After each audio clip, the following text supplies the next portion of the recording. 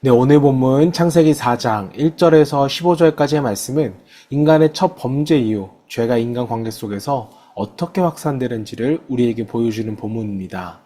자, 가인과 아벨은 각각 농사와 목축을 하면서 하나님께 제사를 드렸지만 하나님은 아벨의 제사만을 받아주셨습니다. 자, 이에 가인은 시기와 분노로 인하여 동생 아벨을 살인하게 됩니다. 자, 우리는 죄를 어떻게 다스릴 수 있는지를 묵상하면서 함께 말씀을 읽어보도록 하겠습니다. 아담이 그의 아내 하와와 동침함에 하와가 임신하여 가인을 낳고 이르되 내가 여호와로 말미암아 득남하였다 하니라. 그가 또 가인의 아우 아벨을 낳았는데 아벨은 양치는 자였고 가인은 농사하는 자였더라. 세월이 지난 후에 가인은 땅의 소산으로 제물을 삼아 여호와께 드렸고 아벨은 자기도 양의 첫 새끼와 그 기름으로 드렸더니 여호와께서 아벨과 그의 제물은 받으셨으나 가인과 그의 제물은 받지 아니하신지라. 가인이 몹시 분하여 안색이 변하니 여호와께서 가인에게 이르시되 내가 분하여 함은 어찌 됨이며 안색이 변함은 어찌 됨이냐. 내가 선을 행하면 어찌 낯을 들지 못하겠느냐. 선을 행하지 아니하면 죄가 문에 엎드려 있느니라. 죄가 너를 원하나 너는 죄를 다스릴지니라. 가인이 그의 아우 아벨에게 말하고 그들이 들에 있을 때에 가인이 그의 아우 아벨을 쳐 죽이니라. 여호와께서 가인에게 이르시되 내 아우 아벨이 어디 있느냐. 그가 이르되 내가 알지 못하나이다. 내가 내 아우를 지키는 자니이까. 이르시되 내가 무엇을 하였느냐. 내 아우의 핏소리가 땅에서부터 내게 호소하느니라. 땅이 그 입을 벌려 내 손에서부터 내 아우의 피를 받았은즉 내가 땅에서 저주를 받으리니 내가 밭을 갈아도 땅이 다시는 그 효력을 내게 주지 아니할 것이요 너는 땅에서 피하며 유리하는 자가 되리라. 가인이 여호와께 아뢰되 내 죄짐을 지기가 너무 무거우니이다. 주께서 오늘 이 지면에서 나를 쫓아내시온즉 내가 주의 낯을 배웁지 못하리니 내가 땅에서 피하며 유리하는 자가 될지라. 무릇 나를 만나는 자마다 나를 죽이겠나이다. 여호와께서 그에게 이르시되 그렇지 아니하다. 가인을 죽이는 자는 벌을 7배나 받으리라 하시고 가인에게 표를 주사 그를 만나는 모든 사람에게서 죽임을 면하게 하시니라. 네, 오늘은 죄를 다스리는 믿음이라는 제목으로 말씀을 묵상하겠습니다. 자, 창세기 3장에서 인간의 범죄가 하나님과의 관계를 깨뜨렸다면 창세기 4장은 죄가 인간관계에서 어떻게 그 관계를 무너뜨리는지를 우리에게 보여줍니다. 자, 죄는 하나님과의 관계만 깨뜨리는 것이 아니라 가정을 무너뜨리고 형제를 대적하게 만들며 결국 죽음까지 가져오게 됩니다. 자, 아담과 하와가 에덴 동산에서 쫓겨난 후에 두 아들이 태어납니다. 첫째 가인은 농사를 하는 자였고 둘째 아벨은 양을 치는 자였습니다. 자, 그리고 두 사람은 모두 하나님께 제사를 드렸습니다. 자, 그러나 하나님께서는 아벨과 그의 제물은 받으셨지만 가인과 그의 제물은 받지 않으셨습니다. 자, 그 이유가 무엇이었을까요?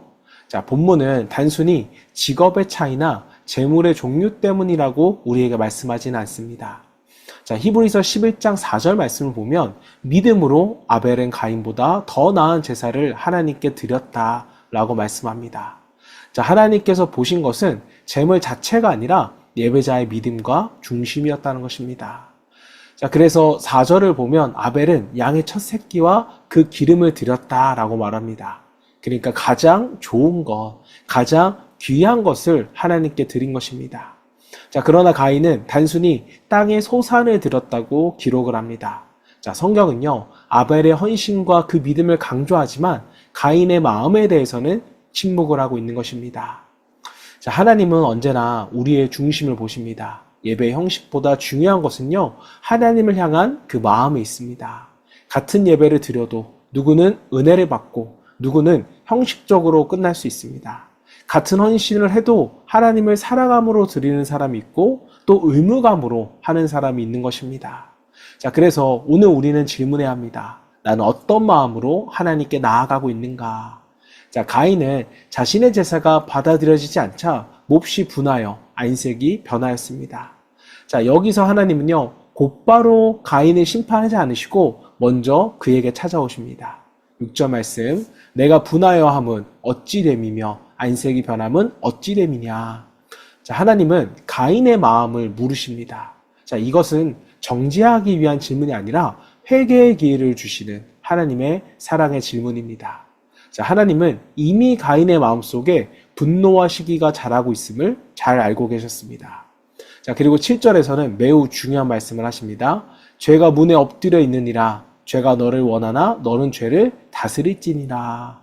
자, 여기서 죄는요, 마치 맹수가 문 앞에서 웅크리고 있다가 먹이를 덮치려는 모습으로 묘사가 됩니다. 자, 죄는 우리를 지배하려고 합니다. 분노, 시기, 미움, 욕심, 교만은 그냥 지나가는 감정이 아니라는 겁니다. 방치하면 결국 사람을 삼키게 됩니다. 자, 가인은 하나님의 경고를 들었지만 죄를 다스리지 못했습니다. 그는 들판에서 아벨을 불러내어서 죽이고 말았습니다. 자, 성경 최초의 살인이 일어난 것입니다.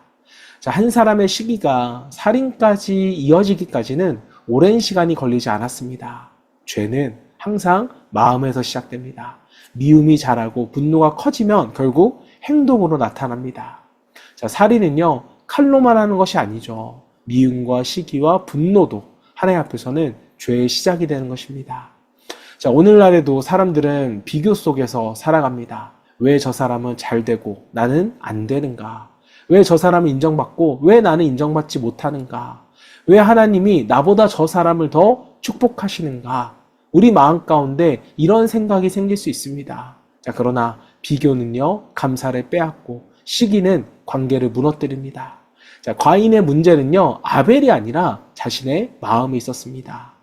자, 가인이 아벨을 죽인 후에 하나님께서 다시 찾아오십니다. 내 아우 아벨은 어디 있느냐?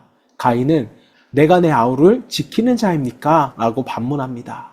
자, 죄는요, 사람을 이렇게 더욱 완악하게 만듭니다. 회개할 사람이 오히려 하나님께 반항하고 따지고 있는 것입니다.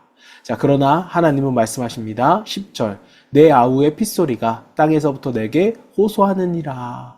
자, 사람은 숨길 수 있다고 생각하지만 하나님은 모든 것을 알고 계십니다.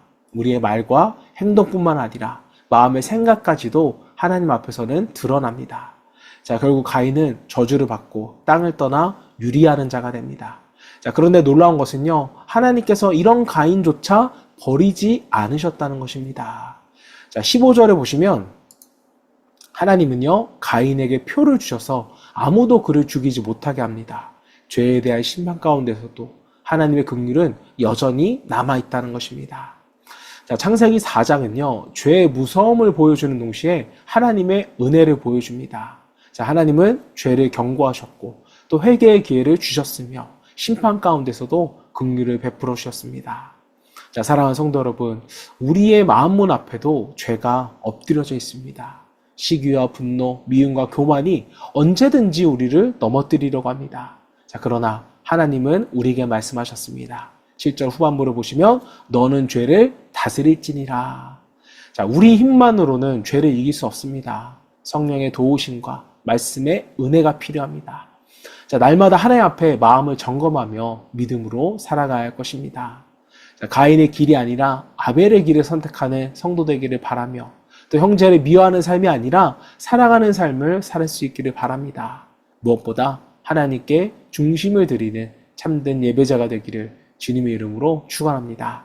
자, 이 시간 우리 함께 기도하실 때 하나님께 형식이 아닌 믿음과 중심으로 예배하는 삶을 살아가게 하시고 또 내 안에 있는 시기와 분노와 또 미움을 성령으로 다스림 받기를 소망하며 함께 기도하겠습니다.